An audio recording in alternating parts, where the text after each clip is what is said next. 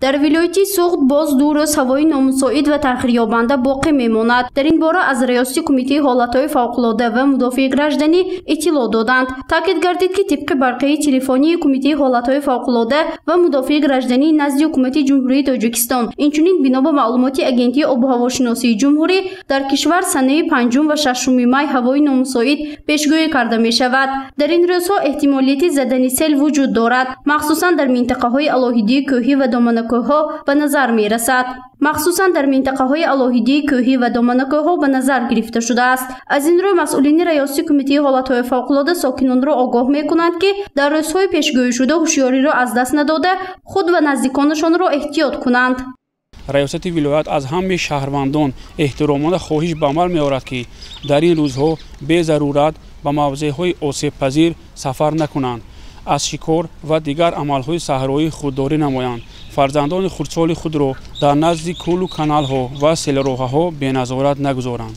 آغاز هفته روز دوشنبه سنه 2 می نیز اوید به نامساعدی وضع هوا به ریاست کمیته حالتهای فوق‌العاده و مدافع گردنی در ولایت سوخت آگاهی وارد شده بود. در اساس آگاهی مذکور دوام 3 روز آخر در شهر و ناحیه‌های پنجکنت و استراوشن بارشات پی در پی باران به قید گرفته شد. بنا به اطلاع مسئولین ریاست کمیته حالتهای فوق‌العاده ولایت، خوشبختانه بر اثر آن یگان حالت تلفات جانی و خسارات به قید گرفته نشده است. اما در یک خبری درج نموده سامانه رسمی کمیته حالتهای فوق‌العاده و مدافع گردنی نزد حکومت جمهوری تاجیکستان اطلاع داده شده است که بگاهی روز گذشته سنه 4 می تخمینا ساعت 16:30 باران سبب آمدن سیل در یک قطار روستاهای پنجکنت شد. در پی بارشات زیاد راه میان دهه مزار شریف جماعت دهاتی به نام لایق شرلی و دهه ارتوش را بست. خدمات راه پیامدهای این رویداد را هم برطرف نمودند. ساعت 7:10 باشد بر اثر بارانهای بسا پرشدت در قلمرو دهه یتین جماعت دهاتی گلی سرخ ناحیه استراوشن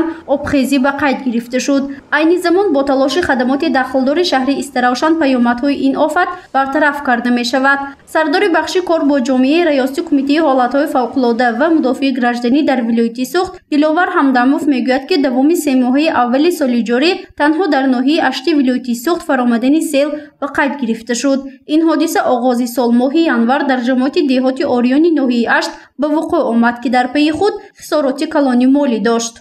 خسارات اساساً زمین‌های کشاورزی و کانال شمالی فرغانه که زمین‌های کشاورزی از آن آبیاری می‌شوند با لایقه و دیگر سیل آمدها پر گردیده بود. برطرف شد از همون حالت‌های به وجود آمده از طرف کمیسیون حالت‌های فوق‌العاده ناحیه اشت برطرف کرده شدند. در همین حال از اگنتی آب و هواشناسی و مرکز آب و هواسنجی ولایت سوخت طریق صحبت تلفنی به ما اطلاع دادند که هوای نامساعد و بارشات کمی بارانی پی در پی و خطر سیل فرایی در منطقه های کوهی ولایت تا سنه 9 می پیشگویی کرده می شود. در این روزها در بعضی منطقه ها و عقبه ها فرآمدن تمن نیز در نظر است. از 6 تا 9 می در ولایت هوای کم ابر در بعضی حالت‌ها تغییرآورده به بارش پیشگویی شده. تنها 6 می در بعضی ناحیه‌های الهیدی کوهی باران سست به عمل می‌آید. در عقبه ها تمن می‌آید. شمال از سمت غرب با شرق با سرعت 4 نه. روزهای 7 و 8 می در بعضی ناحیه‌های الهیده با شدتناکی 13-18 متر می‌وزد. حرارت هوا در وادی‌ها شبانه 14-19 گرادوس گرم، روزانه 30-35 گرادوس گرم. در ناحیه‌های کوهی شبانه 4-9 گرادوس گرم، روزانه 18-23 گرادوس گرم می‌شود.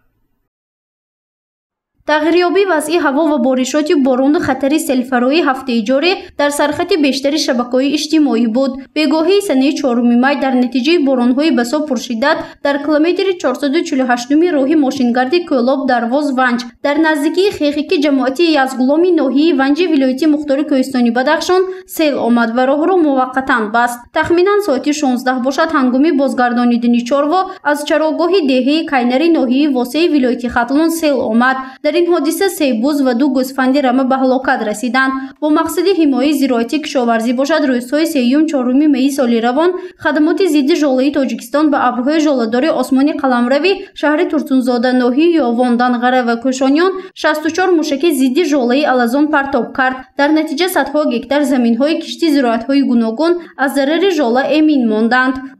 хабари мазкур аз сомонаи расмии кумитаи ҳолатҳои фавқулода ва мудофиаи гражданӣ назди ҳукумати ҷумҳурии Тоҷикистон гирифта шудааст. гузориши Фарзона Шамсӣ ва Насим Раҳимов барои барномаи Иттилоотии Хабар.